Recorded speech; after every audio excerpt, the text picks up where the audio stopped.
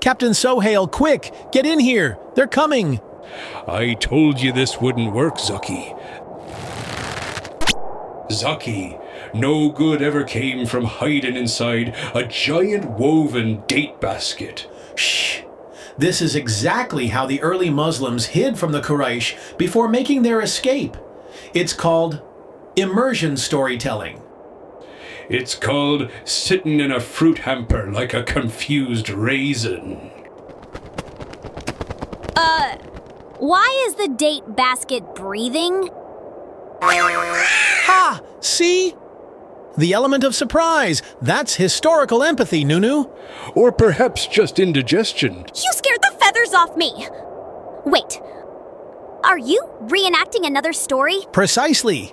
The story of the Muslims who had to flee Makkah and seek safety in Abyssinia. I once sought refuge myself from a storm of 100 seagulls with salt-crusted tempers. Captain Suhail.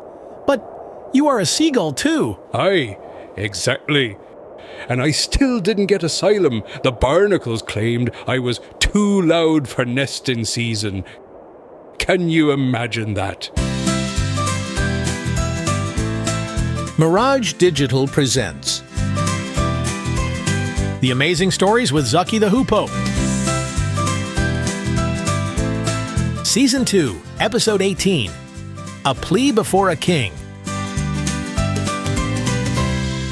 Salam, my amazing friends. It's me, Zaki the Hoopoe, and I've got a question for you. Ooh, a mystery question? I love mystery questions. Have you ever felt out of place? Like you didn't quite belong?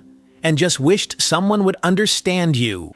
I once wandered into a puffin parliament by mistake. Let's just say it got awkward. Today's story is about people who were treated badly just because of what they believed.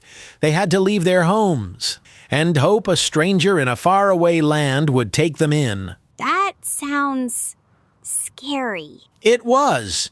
But sometimes when things are hardest, a door opens in the most unexpected place. And sometimes the door's locked and you crash beak first into it. Crack! That actually happened last week. So flap in close, my friends, because this is a story about faith, courage, and a king who listened.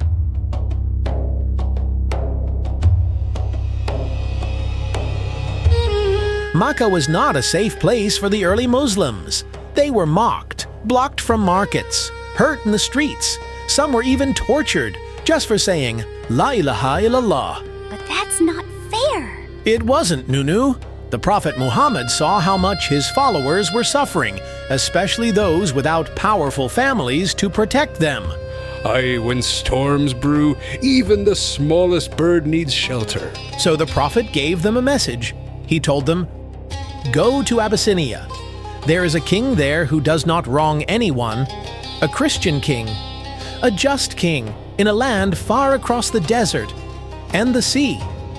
And who led them? None other than Ja'far ibn Abi Talib. Do you know who that is?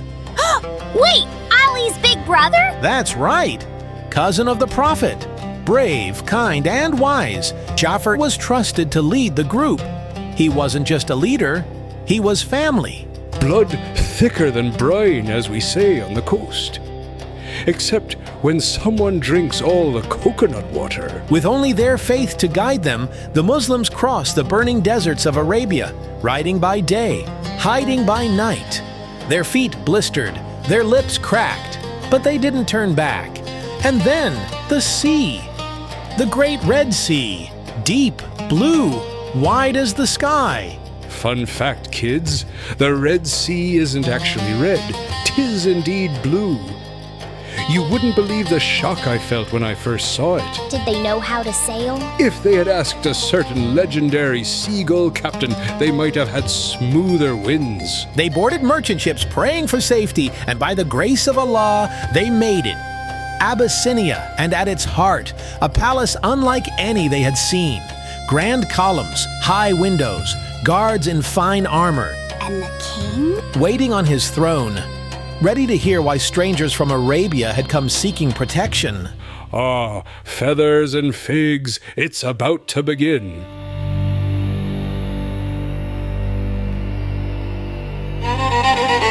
The Muslims stood in the grand hall of An-Najashi, the Christian king of Abyssinia.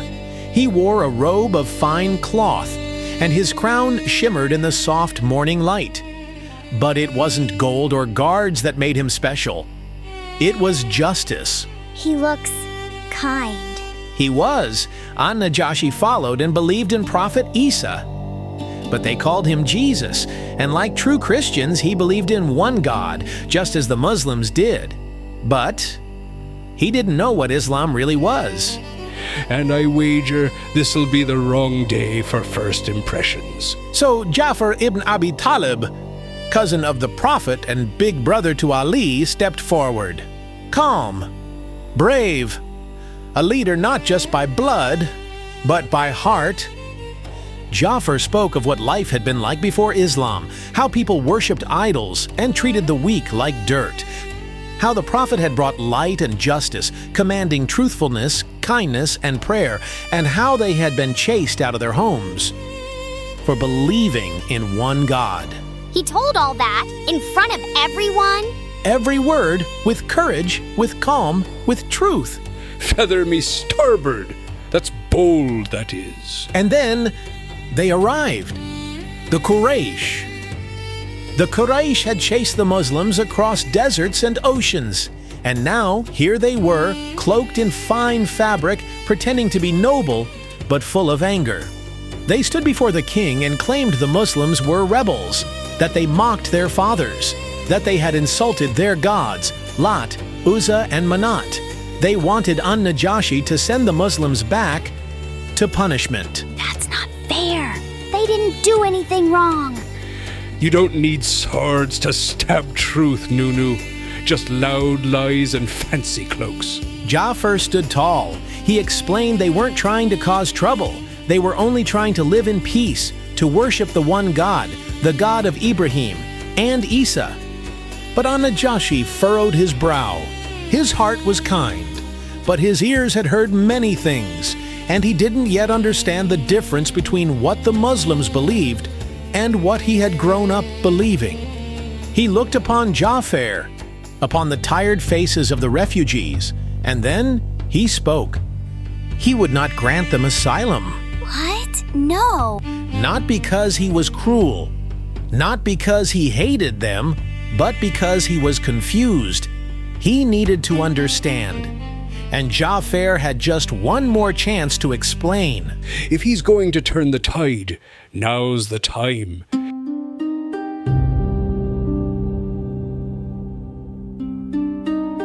In that moment, the world held its breath. The king, An-Najashi, had heard both sides. The Quraysh with their wealth and power, and the Muslims with only their truth. A truth can be small, lad, but it can shine like a lighthouse in the dark. And then Ja'far stepped forward again. No crown, no sword, just his words, just his heart. O king, we honor Isa, the son of Maryam. We believe in him and in the miracles Allah gave him, that he healed the sick, gave sight to the blind, that he was born to a woman pure and chosen. The court grew quiet. Even the wind outside seemed to pause. But we do not call him the Son of God. We say what Isa said, that he is a servant of Allah, a messenger, a word breathed into Maryam by his command. Ja'far spoke of Maryam's pain, her courage, the birth beneath the palm tree. He spoke of Isa's first words as a baby, I am the servant of Allah. He said that when he was a baby? Yes. And as Ja'far spoke, An-Najashi leaned forward. His eyes filled, not with doubt, but with understanding, with light, a light that flickers only when the truth touches the heart. A tear ran down the king's cheek, then another. He turned to the court and said, By Allah, what you have said, and what we believe, comes from the same light. He believed them? He did. Because the truth, when spoken with love, can cross oceans, Then, with a voice as steady as stone, an-Najashi turned to the Quraysh. He told them their gifts would not buy injustice, that the Muslims were free, that no one would harm them here. May the stars guide him. That's a king with a compass in his soul. The Muslims wept with joy. For the first time in years, they were safe. In a land far from home, a Christian king had opened his arms to Muslim strangers. He gave them a home and hope. And he gave the world a moment that still shines like a lantern in history. Uncle Zaki, that was beautiful. It was, Nunu.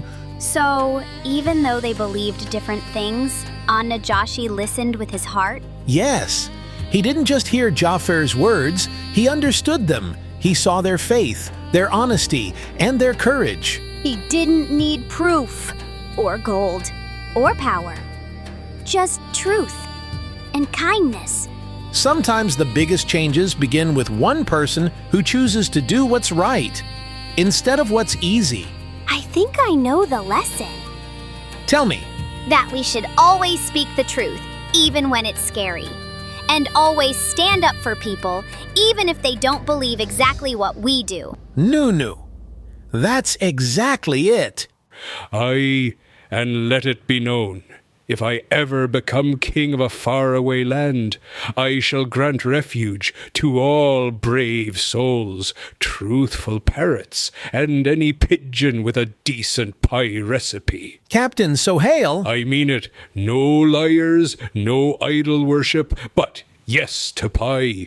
What if the pie is lying? Then it shall be banished to the sea. So, my amazing friends, in the land of Abyssinia, the Muslims found safety not because they fought, but because they stood for the truth, with dignity, with heart, and with faith. And because one king listened.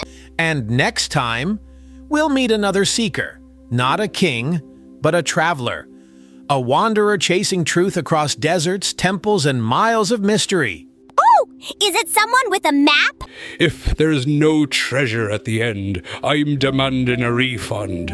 But for now, remember, wherever you are, no matter how far from home, Allah's truth can guide you, and one honest voice can change everything. I once gave a speech so moving, a crab pinched its own claws in applause. That didn't happen. You weren't there. It was a very emotional crab. This story was produced by Mirage Digital. Voices provided by Wayne Holland as Zaki and Curtis Fletcher as Captain Suhail. Episode written, directed, and edited by Syed Kashef and Atef Hussain. For more content by Mirage Digital, please visit our site at www.mirage.digital. Content copyright and production copyright 2025 by Mirage Digital.